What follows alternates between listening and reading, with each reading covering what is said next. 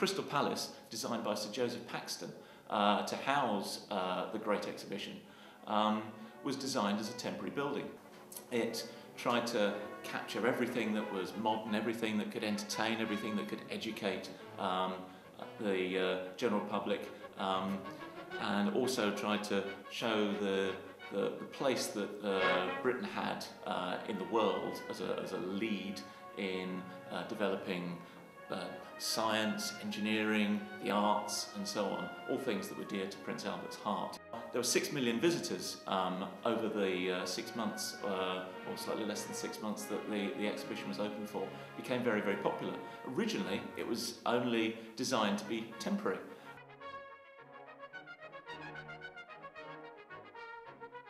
The Great Exhibition took place in 1851, brainchild of Prince Albert, and was one of the most successful events of the whole Victorian era. It ran from all the way through the summer and early autumn of 1851, and was really an example of the height of Victorian thinking and engineering and all things that the Prince Albert and Queen Victoria and the whole of the sort of Victorian idea of empire stood for. 6 months into 1851, the Great Exhibition finished, and the palace was to be thrown away. It was just a temporary building.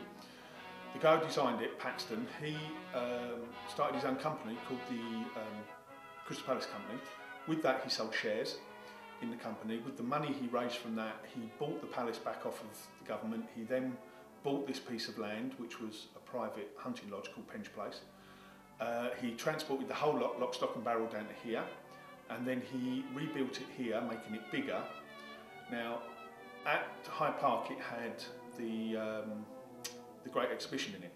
After the end of the Great Exhibition, that all went back to who owned it, and back to, they built the Victoria and Albert Museum to house the rest of it.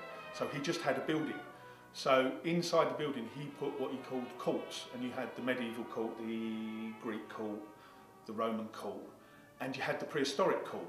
Now the prehistoric court, which is obviously the dinosaurs, didn't fit in the building, it was too big, so that's why they built them out there. Dinosaurs were designed by Benjamin Waterhouse Hawkins, and with some help from Professor Owen. They were the two people that actually designed and built the dinosaurs. Benjamin Waterhouse Hawkins had £7,000 to build all of the dinosaurs. There should have been another 22 built throughout the park, well, throughout that area of the park. But when he got to £14,000, they actually sacked him. So the other 22 didn't get built.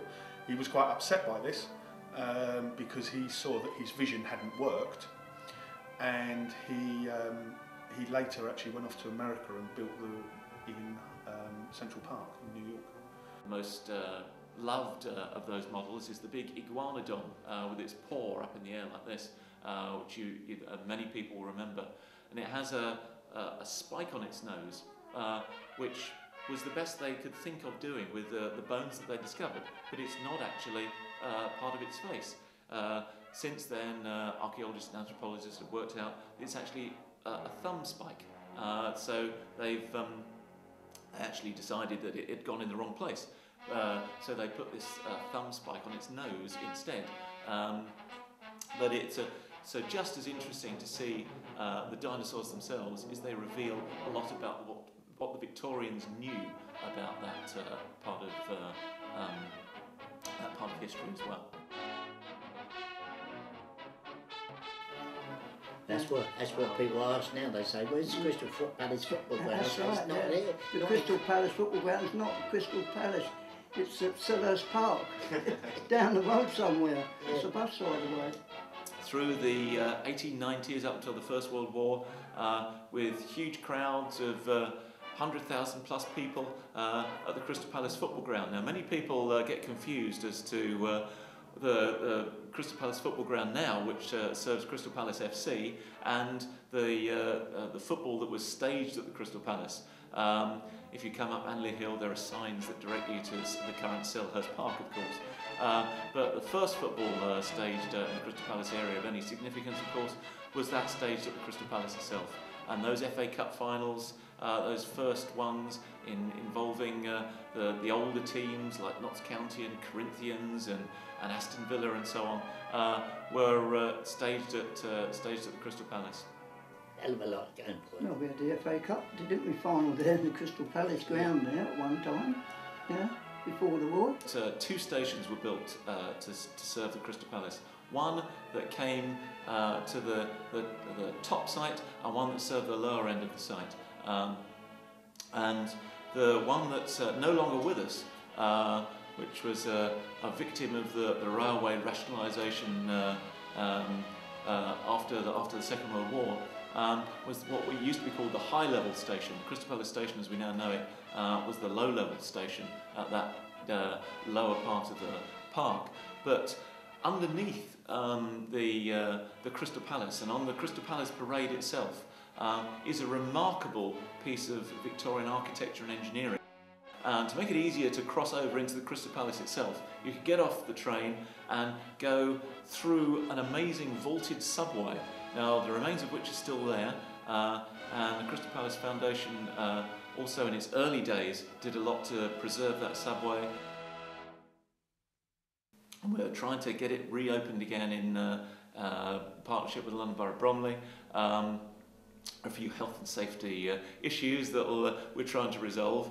But when everybody does get a chance to go down there again, it's quite a amazingly decorated Byzantine-style vaulted building that people would walk through to welcome them to the Crystal Palace. He played whip and top, a lot of sort of chasing games and that type of thing. But, you know, the fun's gone out of the life today for the children. You name it, we used to do it. They had tops and all that, but the kids don't know what that is today. Marbles. No. And the cigarette packs used to have cards in them.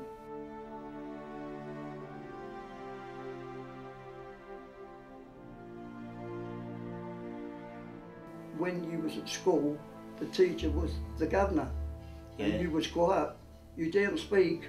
If you did, mate, you get the cane. Yeah. You didn't. Yeah, When that hurt and all, you hold your hand out and whack.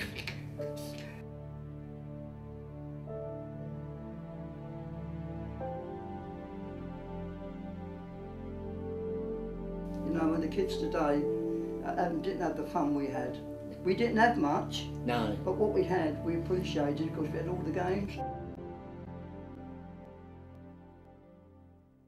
You've even got this Wii game now, what they can play, which is quite interesting. You don't have to go out; it's there in your front room. I've played it myself. So the weekend, you can either golf, boxing, tennis, you name it. You buy it for £20. You got it this disc, like a CD disc. You feed the machine, and you have these things. You press it. Yeah. You know, all the fun. That's why a lot of these theatres and that don't get the doings, you know, what they used to. I remember when Crystal Palace burnt down, I should say. I was lived at Clapton that time. We could see the glow in the sky. So me and my brother, we walked up to what they call Gordon Road, up Rectory Grove, down at Clapton, and you could see the burning of the Crystal Palace in the distance. That's right, yeah. And it's just, you know, it's unbelievable that it was happening. It's such a wonderful place, wasn't it? Yeah, but the main reason we thought never took much notice of it at first because they used to always have this firework display. Yeah. And they could, from the distance, you could see the fireworks. You know, that's what we thought it was, a big specular firework display. When the police report on that night the origin of the fire, they locate to the ladies' changing rooms.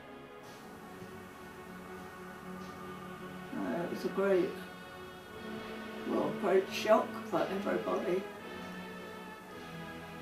It was part of our lives. The basement of the Crystal Palace was not subdivided into sections, so that had there been subdivided into sections and one basement section had caught fire, it wouldn't have spread all the way along. But in fact what happened was that the wind and the flow of the hot air and the like, it could go all the way along. And unfortunately, it started in the middle of the building. Of the Crystal Palace fire shows the fire engines and the firefighters and the ladders up against the flames, but really far too late. The interest in the building almost contributed to its demise because the firefighters couldn't get through in time. And of course, the thing that helped it to burn was the wooden floor.